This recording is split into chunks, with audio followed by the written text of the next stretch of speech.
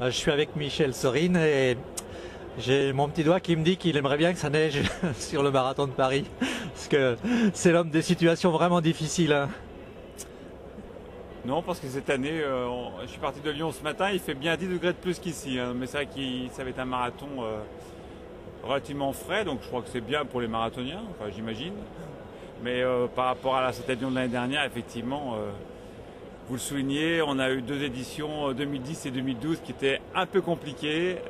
Mais bon, je pense que si on se réfère à la moyenne des 20 dernières années, on devrait éviter la neige pour les années qui viennent.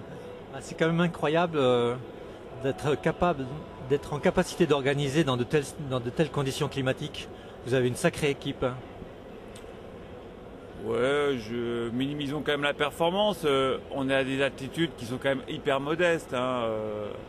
Notre point culminant, c'est 800 mètres, 850 mètres. Bon, c'est pas de la haute montagne, donc le froid était certes intense. Ce qui nous a vraiment gêné cette année sur le versant stéphanois, ligérien, c'est qu'effectivement il y avait des cumuls de neige qui étaient assez incroyables et le vent qui était relativement violent créait des congères en permanence. Malgré le déneigement de l'après-midi, des congères se sont reformées. Donc c'est vrai que la Saint-Élion, il y a beaucoup de monde, donc d'habitude les chemins sont pas très larges. Là, ils étaient encore du coup moins larges, donc c'est vrai que sur la première partie, c'était un peu, à part les premiers qui sont sortis sans problème, le ventre mou du peloton était un peu gêné dans sa progression. Sur la seconde partie, il n'y avait plus de neige, mais le verglas était là, donc c'est vrai que c'était un peu compliqué. Bon, c'est très compliqué à gérer pour les bénévoles, mais bon, ils sont habitués, hein. Pour la plupart, ça fait des années qu'ils font ça. On améliore leur confort chaque année, chauffage, tente, etc. Cette année, c'était un peu pénible pour les coureurs, mais je crois qu'ils aiment ça. Ça fait partie de de l'histoire de la Saint-Élion. On est là, c'est l'hiver, hein, donc c'est sûr qu'il ne faut pas partir en short.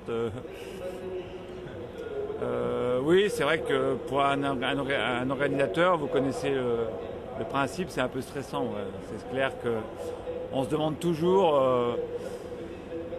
qu'est-ce qui va se passer s'il se met à neiger comme en 90, à partir de 10h du soir, des cumuls importants. Bon, on a déjà un scénario prévu, hein. Je pense que tout ce qui serait relais serait annulé, je pense. Ensuite, sur le solo, aujourd'hui, on est équipé avec des 4x4 et autres, ce qui fait qu'on peut passer à peu près partout. Les bus, idem, hein. Les bus sont tous équipés, pneus neige, ils pourraient monter à peu près partout. Scénario possible jusqu'à 50-60 cm de neige. Au-delà, je ne sais pas. Xtra, c'est une société événementielle reconnue, vous avez de très beaux projets. Par contre, au niveau marathon, vous vous êtes jamais lancé dans cette aventure? Non, non. Lyon, pourtant, a un marathon qui d'ailleurs fait l'actualité aujourd'hui parce que c'est la société ASO qui organise le marathon de Paris qui va le reprendre. On nous avait interrogé il y a quelques années sur l'éventuelle relance de ce marathon quand il y a eu une sorte de flou artistique. Une année, il avait été annulé, je ne sais pas si vous vous souvenez. On avait décliné puisque à l'époque, on était en pleine construction de l'Urban Trail et on croyait beaucoup plus en l'avenir de l'Urban Trail à Lyon en tout cas qu'en l'avenir du marathon seul. Parce que je rappelle que Running Lyon, aujourd'hui c'est 12 000 personnes, mais bon, c'est moins de 1000 personnes sur le marathon. Hein, donc l'essentiel du peloton se compose de coureurs de 10 ou de 21. Et je pense qu'on a bien fait de continuer dans notre logique d'innover. Je pense qu'aujourd'hui, il y a un avenir pour une grande course populaire à Lyon, telle que Running Lyon, qui brasse effectivement ces trois populations. Aujourd'hui, pour le marathon seul à Lyon, je pense que ça va être difficile de retrouver le lustre d'antan. Dans les années 90, je crois qu'on a dû monter à 2500, 3000 coureurs peut-être maximum. Aujourd'hui, l'offre de marathon est pléthorique en France. Et quitte à faire un marathon dans la région lyonnaise, nos amis du Beaujolais font un marathon aujourd'hui au mois de novembre qui est très sympathique. Un peu trop proche des Templiers d'ailleurs, mais qui est très sympathique aussi. Ouais. Par contre, les 6000 coureurs que vous accueillez sur le Lyon Urban Trail, c'est un succès, c'est la preuve que votre démarche était bonne. Oui, quand on a lancé ce concept, D'ailleurs, je vous rends hommage, j'avais été un des seuls à y croire un peu au début. On s'est fait pas mal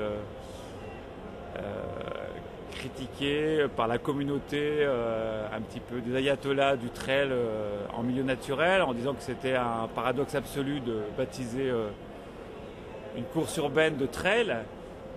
Bon, je crois que c'était une nouvelle discipline qu'aujourd'hui fait des petits, puisqu'on est pas mal copié dans pas mal de villes en France ou en Europe. C'était pas gagné d'avance. Lyon se prête quand même vraiment bien à ce genre de format. Je suis pas sûr qu'on puisse le faire partout, avec un tel succès et surtout avec un tel intérêt de parcours. Bon, aujourd'hui, on touche un peu les limites en termes de participation, parce que c'est clair que sur le grand format, on reste à moins de 1000 personnes, là, c'est nickel. En revanche, sur les parcours plus simples, notamment le 12 km, là, je crois qu'on pourra difficilement monter au-dessus de 2000 sans créer de la frustration et des bouchons.